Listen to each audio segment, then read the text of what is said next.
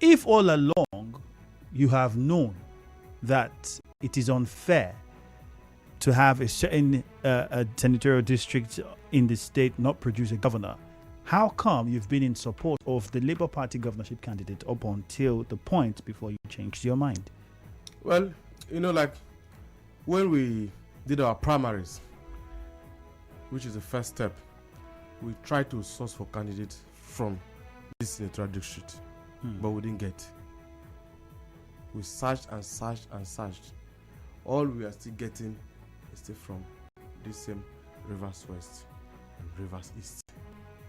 And of course, we cannot leave the position vacant. So we had to. So why didn't you leave the party at that time and say, okay, I can't. I'm going to the PDP where I believe this person is from a region that I think is marginalized and I want to support them. I leave the party. Why would I leave the party? Because you want to work with where you believe. You have ideologies and the party has his. If your ideologies, do you have your you stated that you want a certain district of this state to be represented because they've been marginalized. If what you're saying is correct. So if that is the case and that's your ideology, wouldn't you want to go to where your ideology is supported? This is a political process. You can be wherever you are and support your ideology. That is the truth. Doesn't the party have its own ideology? That is what I'm saying. You can be wherever. You see this particular election, you see what is happening. You see PDP state working for APC national, APC state working for PDP national, this one working. Why? Because this time around, the kind of politics that is going on now is such that I've never been seen before. Now people are going for candidature, not party. People are looking at candidature, not party. That's why I see this kind of alignment here and there. But people that don't understand will think, hey, they've collected money. Hey, it's not about money. It's about the personality. We have a candidate, right? We have a candidate, which we've been following. But of course, at times you need to come to the table and truth be told, that's what they call the bitter truth. The candidate we have, how serious is the candidate? I didn't get that. Can you? The candidate we have, how serious is the candidate to win the election? This decision. So now it's no longer about the senatorial district your candidate is from. It's now about the ability to win the election. We considered so many factors, so many. It was put on the table, and everybody made their input. In these consultations, we asked certain people, some elders, we consulted some civil servants. We did a lot of consultations that brought us to that decision.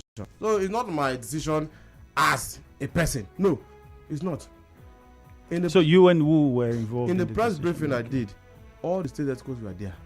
The 23 LJ chairmen were there, which is the complete state executive council.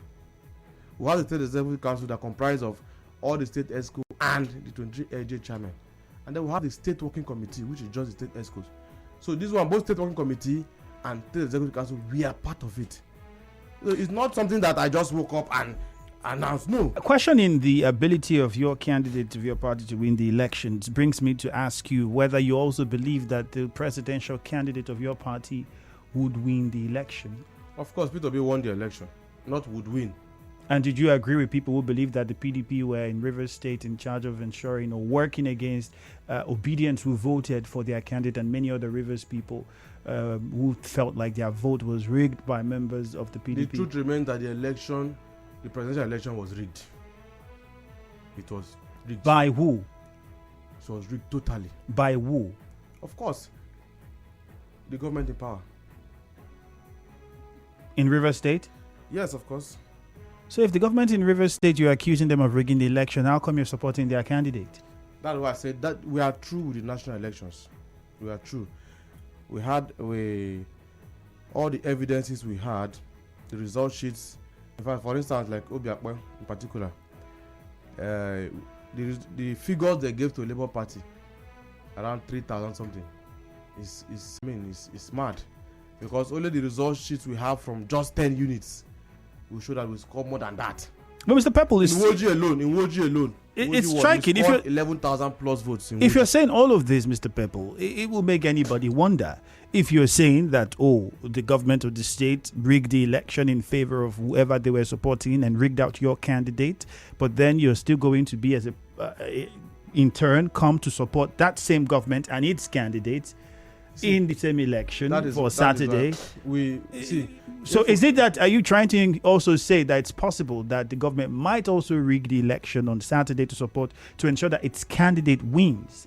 If you have already accused them of rigging the presidential election in the state. It is not about accusation. What we are saying here is that presidential election was not fair. The process, everything. I can tell you because I followed up, I had a situation room that monitored everything. We got a lot of evidences, video clips and all that, which I've sent them to the national. The election was not fair.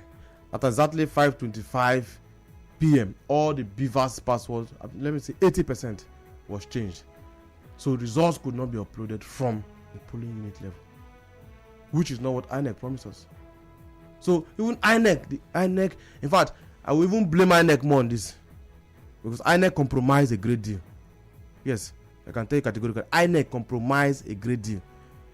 How come that the password of Beavers, the same Beavers that were used to do accreditation, that were used for the process, it got time to upload results, the password was changed. 80% of them. How come? All right. So INEC compromised a lot.